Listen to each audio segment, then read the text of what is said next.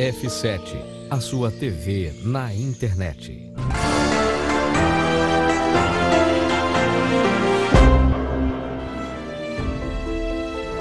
Palavras que edificam, mensagens do céu para a sua vida.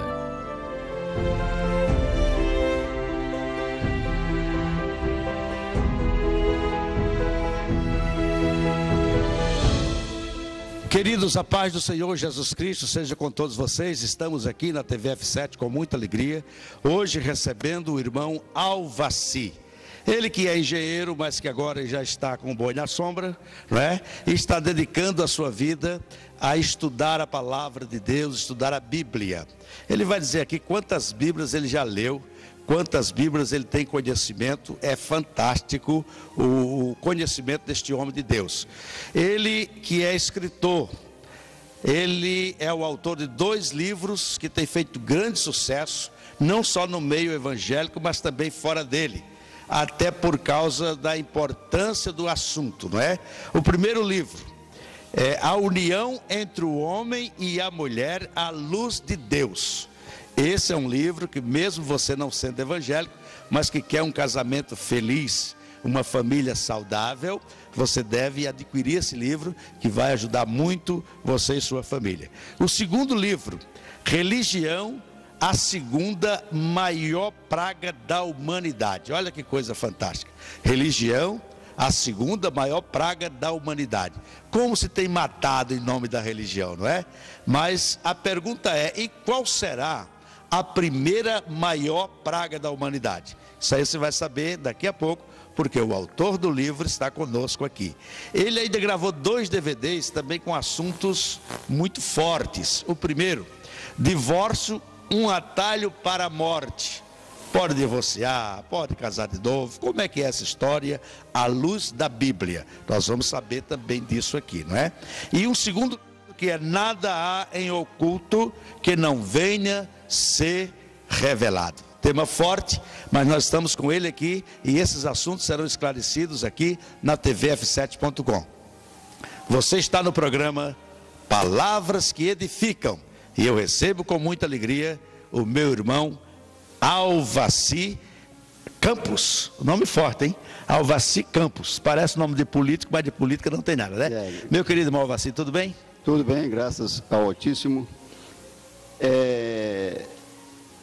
Conforme o irmão já falou na sua fase inicial dessa apresentação, eu gostaria apenas de, para gerar credibilidade entre as pessoas que estão nos vendo, é um pequeno resumo do meu testemunho do que Jesus Cristo fez na minha vida. Pois não. A minha vida toda, eu nasci de origem muito pobre, comecei a trabalhar com 11 anos de idade. Primeira profissão que aprendi foi de pedreiro. Com 14 anos de idade eu fazia uma casa simples, desde a fundação até... Já com 14 anos? Com 14 anos de idade eu fazia uma casa simples, desde a fundação até o telhado. Aos 15 anos comecei a trabalhar com ótica, e ainda trabalho com ótica até hoje, embora já esteja aposentado como engenheiro. E a ótica foi um meio de eu chegar à engenharia, em virtude que era muito pobre e não tinha recursos para poder estudar. Muito bem. Mas a minha vida sempre se constituiu de principalmente 3 coisas: trabalhar, estudar e, quando dava tempo, sempre também praticar esportes. Até hoje ainda pratico algumas atividades esportivas. Então, além dos 17 anos que uma pessoa demora para sair da universidade, contando primário, ginásio, científico, eu fiquei outros 29 anos estudando todo tipo de coisa que o irmão puder imaginar. Não estou falando isso por vaidade, porque não sou melhor do que ninguém. Uma das coisas que tenho discernido, que ninguém sabe tudo. Lógico. Tudo que se sabe é uma parte de todo, é uma parte do todo. Ninguém, nenhum ser humano, mesmo entre os nossos irmãos, tem todos os dons. Deus não deu a ninguém todos os dons. Distribuiu na igreja, né? E isto é compreensível.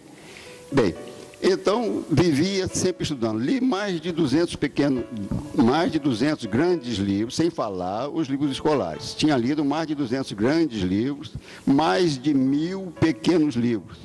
Porque eu lia necessariamente, obrigatoriamente, um pequeno livro toda semana. Durante 29 anos que fiquei envolvido na Ordem Rosa Cruz. Ah, você foi da Rosa Cruz? Que é uma organização, uma fraternidade secreta de investigação e estudo. Então, mais uma vez vou dizer, não estou falando isso por vaidade, isso é para gerar. Sim. Para gerar nos irmãos, naqueles que estão nos vendo, credibilidade. Exato. Então, o que você imaginar em termos de ciência humana, eu estudei um pouquinho. Dezenas de experimentos, de experiência, de transmutação, regressão, o que imaginar? O homem se tornar invisível, uma porção de coisas. Eu tinha um objetivo altruístico ao fazer essas coisas. Então, vivi estudando. E depois que tive uma experiência com Jesus, aos 46 anos de idade, inclusive é bom frisar que eu não acreditava muito em Jesus. Eu até achava que Jesus era uma lenda. Achava que Jesus... Sempre criei em Deus. Desde menino, desde garotinho, 8, 9 anos. Algumas experiências que tive lá no meu íntimo. Sempre criei em Deus. Em Jesus eu tinha dúvidas, por alguns momentos da minha vida, achava que Jesus era uma lenda. Então, aos 46 anos de idade, tive uma experiência com Jesus que mudou, revolucionou minha vida toda de fio a pavio, mudou todos os meus conceitos, tudo que eu imaginava mudou depois dessa experiência com Jesus, aos 46 anos de idade. Uma das coisas que mudou a minha vida, eu, conforme disse, também sou dono de uma ótica que chamava-se Ótica Pirâmide. Em virtude disso. Isso, em virtude das minhas influências com Rosa Cruz, e estudo de maçonaria, e todo tipo de misticismo humano. Fui um místico por excelência. Bem, a primeira mudança que houve na minha vida depois que tive essa experiência com Jesus foi, depois de 9 anos de casado, separado judicialmente, morando com outra mulher, a ilusão que quase todo homem tem de mulher mais jovem e bonita. Então me juntei com uma mulher 20 anos mais nova que eu.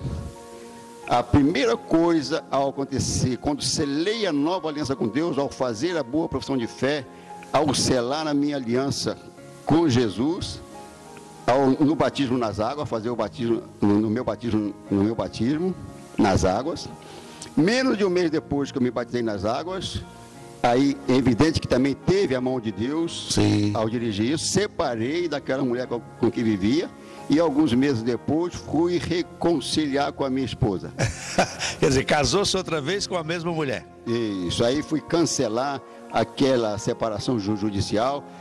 E tem coisas, normalmente muitos homens têm o hábito de dizer que não muda de jeito nenhum. Eu sou assim, nasci assim, vou viver assim. Uma das características do homem sábio, sábio frequentemente duvida e muda de ideia. Aliás, Alvaci, abrindo um parênteses aqui, eu vi esses dias eu tenho usado isso. O sábio tem muitas dúvidas, o ignorante tem certeza de tudo. Uma das características do homem sábio, tudo isso está contido na Bíblia. Tudo que eu vou falar aqui está contido, sob certa forma, nas Escrituras Sagradas. Sem dúvida. O homem sábio frequentemente duvida e muda de ideia. O tolo é obstinado, ele não duvida, não muda, porque ele nada vê além da sua própria ignorância. Muito boa colocação isso aí. Então, aí fui fazer a corte da minha mulher de novo e reconciliei com a minha mulher.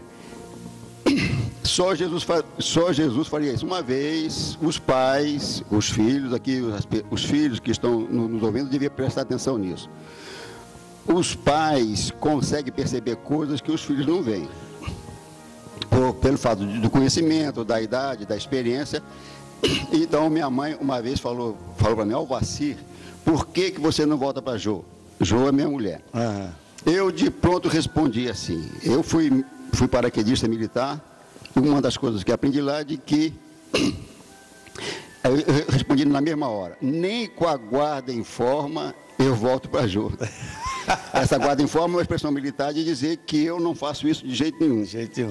Mas aí Jesus mudou minha vida. E essa foi a principal mudança na minha vida, reconciliar com a minha esposa. E isso aí me levou a escrever esse primeiro livro, que é A União entre o Homem e a Mulher, a Luz de Deus. Eu que vivi a vida toda estudando, pesquisando, depois, essa experiência com Jesus que tive aos 46 anos de idade, passei a estudar e pesquisar em cima do que a Bíblia diz. E estudar e pesquisar era uma constante na minha vida, sobre os mais diferentes aspectos. Hoje eu estudo e pesquiso em cima do que as Escrituras dizem. Então Deus tem me dado algumas revelações, não são muitas, que eu classifico de extraordinárias. Uma delas foi descobrir que o título do livro, Religião, a segunda maior praga na humanidade, me veio por revelação. Mas voltando ao assunto do livro A União entre o Homem e a Mulher, a Luz de Deus, que foi o primeiro livro que escrevi em função das circunstâncias, das características que houve, né? Cada um tem o seu testemunho. Lógico. Cada um tem a sua particularidade. Não tem dúvida. Deus age com as pessoas de forma diferente. O meu testemunho, a minha coisa, não é melhor do que a de ninguém. Lógico. Cada um tem o seu... Tem uma característica. A sua característica. Isso. Né? Então, e o Senhor sabe de tudo. Ele é o único que sonda nossas mentes, nossas corações. Bem, aí então descobri que todas...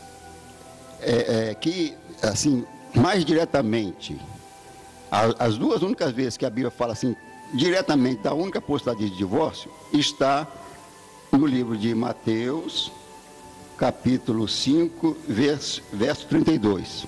E Mateus, capítulo 19, 9, versículo 9. O Mateus 19, principalmente de 3 a 12, é bem mais explicativo. Então, uma coisa que descobri, que primeiro que divórcio é o tema mais polêmico das igrejas evangélicas.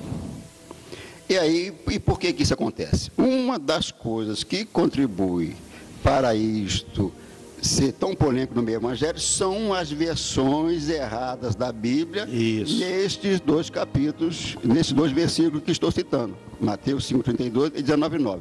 Para os irmãos terem uma ideia, não é bom para o Evangelho do Reino de Deus termos uma porção de versão de Bíblia. Lamentavelmente. Né? Isso é outro assunto que, se houver a oportunidade de entrar nessa questão, porque tanta versão da Bíblia, tanta versão da Bíblia. A Bíblia é uma só, a Escritura é uma só, foi escrita e inspirada por Deus. A interpretação deve ser uma só. Mas o homem faz essa confusão toda, um monte de versão de Bíblia. Então, para os irmãos terem uma ideia, eu, entre outras coisas, depois que me converti, fui ser dono de uma livraria evangélica na cidade de Três Rios. E isso me facilitou muitas coisas, o contato com as muitas edições da Bíblia, muitas versões da Bíblia. Então, descobri que neste versículo, que é o principal versículo que fala da única possibilidade de divórcio, tem 11 palavras-chave no mesmo versículo, nas diferentes edições da Bíblia em português. Agora, e algumas delas não são sinônimas, muitas delas não são sinônimas, só tem uma que é certa. Então, imagine a confusão que gera, a dificuldade para aquele que é sincero, lê de um jeito, lê de outro jeito. A maioria acha que usando esse não é o sentido principal da nossa conversa aqui hoje. Certo. Estou só fazendo esse adendo. Está tudo explicado no DVD, não é? Isso, está tudo explicado no DVD. Estou só fazendo esse adendo porque isso é importante. Então, 11 palavras-chave no mesmo versículo e elas não são sinônimas. Só tem uma que é certa. Então, e partindo de uma premissa falsa, é impossível chegar a uma conclusão verdadeira. Esse é um dos princípios muito importantes que Deus deu para o ser humano. Porque se a premissa é falsa, se a base do raciocínio é falsa, a conclusão nunca poderá ser verdadeira. Sem dúvida. Então, se a pessoa parte de uma versão errada da Bíblia, eu não estou dizendo que a Bíblia está errada. Há uma versão errada da Bíblia. Infelizmente, as Bíblias que nós usamos aqui no Brasil, em português, Tem muitas coisas erradas. Não são poucas. A Bíblia não tem erro. A Bíblia não tem erro. As versões, as traduções é que são. Tem muitos erros, muitos erros. E tem muitas explicações por que acontece isso. É verdade, Não é o nosso Não é o caso aqui hoje. Não é o nosso caso. Então, no mesmo versículo, tem 11 palavras-chave no mesmo versículo e gera essa confusão. Quase todo mundo acha que pode divorciar em caso de adultério. A única versão que fala em caso de adultério é uma versão errada, a Bíblia na linguagem de hoje. Então, se isso for relevante para alguns dos irmãos, se quiserem, depois pode fazer contato comigo. Uma coisa que eu peço, depois eu vou passar o meu e-mail. Já está aí, já está passando no rodapé. Isso. Qualquer um que quiser fazer contato comigo, e aí então a gente esclareceria com mais calma. A pessoa me passaria o e-mail, me daria o seu telefone fixo, de preferência um horário que ela tenha disponibilidade, que eu possa ligar para ela, para fazer um contato inicial, e depois então a gente esclareceria. Infelizmente, a grande maioria não gosta de ler, não gosta de estudar, não se interessa por muitas coisas, né? E um mínimo que qualquer ser humano devia ter, precisa ter, é curiosidade. Sim. Precisamos ter curiosidade pelas coisas boas. Lógico. Não preciso e não quero e não tenho curiosidade de saber qual é o gosto de cocaína, de maconha, nada disso. Mas pelas coisas boas descobertas. E, infelizmente, nem todo, como disse, nem todo ser humano tem todos os dons. Verdade. E, infelizmente, a maioria das pessoas não gosta de ler. E, infelizmente, quem não lê, mal fala, mal ouve, mal vê. Temos que analfabeto é uma pessoa que não sabe ler, não é isso? Sim. Mas o pior analfabeto de todos é aquele que, embora saiba ler, não gosta de ler. Não quer aprender. Então, infelizmente, é isso que aquele provérbio popular que diz: o cego, como é que é? Aquele que não quer ver, o cego é aquele que não quer ver. Então o cara, né, não quer aprender, é ignorante. Não tem jeito. Porque hoje, e isso que eu vou falar que também agora é importante, se os irmãos puderem, gravem isso. Um dos maiores problemas do mundo hoje não é aquilo que você sabe, mas aquilo que você pensa que sabe. Infelizmente, tem muitas coisas que você pensa que sabe, mas que você aprendeu errado, assimilou errado, e isso vai influenciar a sua vida, influenciar o seu comportamento. Não tenha dúvida. Muito bem, fechou? Nós voltamos no próximo bloco, já entrando de fato no assunto, não é? E ele está aqui para falar, e nós vamos dar uma catucada nele agora, num assunto muito interessante, sobre o verdadeiro nome de Deus. Será que é importante mesmo saber essa questão do nome? Nós vamos ver isso daqui a pouco. tvf7.com e o programa Palavras que Edificam. Palavras que edificam, mensagens do céu para a sua vida. TV F7, a sua TV na internet.